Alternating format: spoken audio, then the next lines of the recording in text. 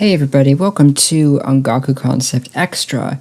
In the last episode, I was talking about the subject of kind of two things, overanalysis and kind of the purpose of music and what it's supposed to convey. And I'll be talking a little bit about both of those right now, just in a little bit more in depth and in some more of a practical application that might be able to help you a little bit more specifically if that's something that you struggle with. So say, somebody comes up to you and says, you're working on a song and you're having trouble with it, and you're explaining your troubles to somebody, and they tell you, well, you're just overanalyzing it. You're thinking too hard about it. Maybe you are. On the other hand, maybe you're just looking in the wrong places. It's the thing about writing music is that it's not really something that you can engineer your way through. It just isn't. Because there are people. I don't like the phrase "compose by theory." I don't like it at all. It doesn't make any sense to me, because theoretical concepts are just tools. Chords are tools, parallel fifths are tools, scales are tools, all that stuff. They're all tools. You can't really. It's not exactly a roadmap. You can't really, go from.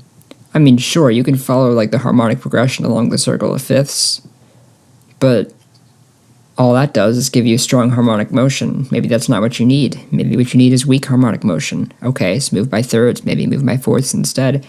I mean, it can't tell you what to do.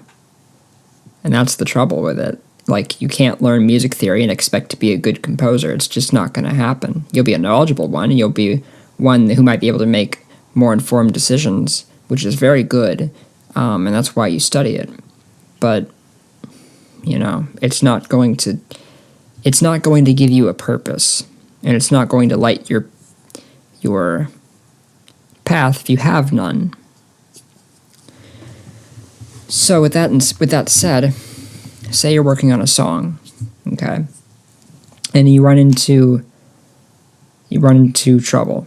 You're lacking in inspiration, or you have like this part and it's just not quite sounding right, and you don't know why. Okay, well, the first thing to do is to identify the problem.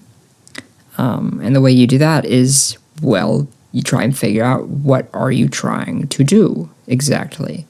And that sounds like an obvious thing to say, but it's really easy, in my experience, and in amongst other musicians who I've spoken with. It's really easy to start writing something and really kind of have no idea why you're writing it or what you're trying to write about.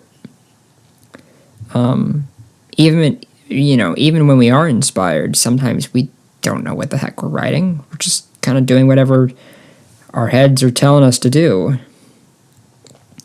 But if you suddenly become conscious of the process in a way that stops you, in a way that's like, oh, hey, I don't know what I'm doing anymore. Because errors make you conscious, right? Well, that's a point where you need to get back on track. And to do that, you need to figure out what are you trying to write about. So, I would say to just think about it. If you're, do you have any kind of picture in your head that you could maybe meditate on and try and clarify? Are there any like specific emotions or something that you're trying to communicate? Maybe you can say, well, it's a happy song. It's not really communicating any specific situation, but it's a happy song. Okay, well, happy in what way? Like, why are you happy? Are you happy because you just succeeded at doing something that was very difficult and it took you a long time to achieve? Or are you happy just because your situation's good right now and like life's just going really smoothly, or what is it exactly? So try and be as detailed as you possibly can as to what exactly it is that you're trying to write about. And that may take some time and some thought, and that's okay. And so once you've done that, you'll have a clearer picture of exactly what you're trying to do, and that's going to be really, really helpful. So that gives you a goal. That gives you a very detailed goal. And then you look, okay, well, I'm trying to do this, but I have a problem expressing this. Well, now that I know exactly what it is I'm trying to express, I can look at, what I'm writing and try and see, okay, what area of this is not communicating what I want? Because if the picture I have is not being communicated clearly, there's some area of that that's not quite there. Okay, well, so maybe you needed something, some kind of quick rhythm to give some sort of motion or anticipation or excitement to the thing. So maybe you load up a harp patch or something, and you put in like 16th note arpeggios or something, and you find, oh, well, that did it, But I mean, that requires knowing a little something about arrangement. And that's another problem. Because say you have identified what it is that you're having trouble with. So say you've got a chord progression and you're like, well,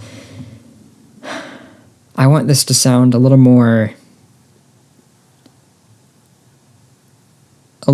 stronger. I want these chords to really pull from one to the next more than they currently do.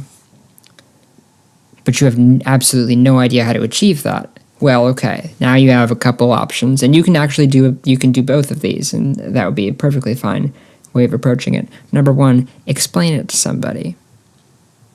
So you can explain to them, okay, well, this is what I'm trying to do, and this is what I have, and this isn't enough of this.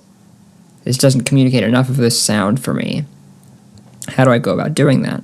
And, explain that to somebody who is another musician, somebody who might be a little more experienced than you are, and maybe somebody equally as experienced as you. Maybe they're experienced in different areas. You can share knowledge with each other and see if maybe they have a different way of thinking about it, or some other piece of information that they've got that they could help you. That they could help you maybe work out the solution. Another thing you can do is find a song that communicates what it is you're trying to express, or a particular section of a song, and then figure out why. So transcribe it. Always, always, always transcribe. Every single one of these videos just comes back to that. Transcribe. You hear a song, it's like, well, I don't know how to do this, but I know a song that does. Okay, go look at that. Go listen to it. See if you can pinpoint what it is that creates that effect. If you can't find that, well, transcribe the different elements and try plugging those sorts of things into what you're doing and see if you can identify, okay, well, this didn't work, this did,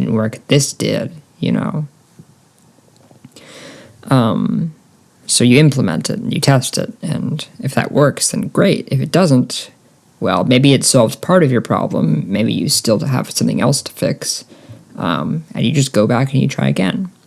But I would say that there's kind of three steps, 2 steps really, one initial step and then another that's divided into 2 to really kind of get you where you need to be if you're facing this problem. Number 1, you have to identify what it is you're trying to do, because if you have no goal, it's going to be really, really tough. Maybe you have a goal, but it's just kind of buried deep within your head, and your subconscious knows what it is, but your conscious part doesn't. That's all well and good when your subconscious is feeding you ideas, but when it suddenly dries up for inspiration, well, then you have to kind of kickstart it again, and so you really do need to be aware of what it is you're trying to do, and then from there, it's like, okay, well, you have the two areas: explain it to other people, so they can be teachers or other musicians or whatever, and transcribe. Find songs that do what it is you're trying to do, work them out. It's really, really important, and it'll teach you so much. It'll teach you so much to transcribe other stuff. So that's my advice for that. Hopefully you find it useful. I can't say, I can't say that it's an easy process, because I'm sitting here giving you this advice, but, I'm working on songs right now where I'm having that kind of trouble. So it's always a learning process, and by the way, the professionals go through it too. They really, really do. They do it all the time. They're not superhuman. So it's something that you always experience. It's just a part of the artistic process, I think. So hopefully that helps a little bit. If you want to get feedback or have advice or whatever, I do recommend posting your work in the Ongaku Concept Discord, because people there are very receptive and helpful, because we're all, in this journey together, and it's super fun.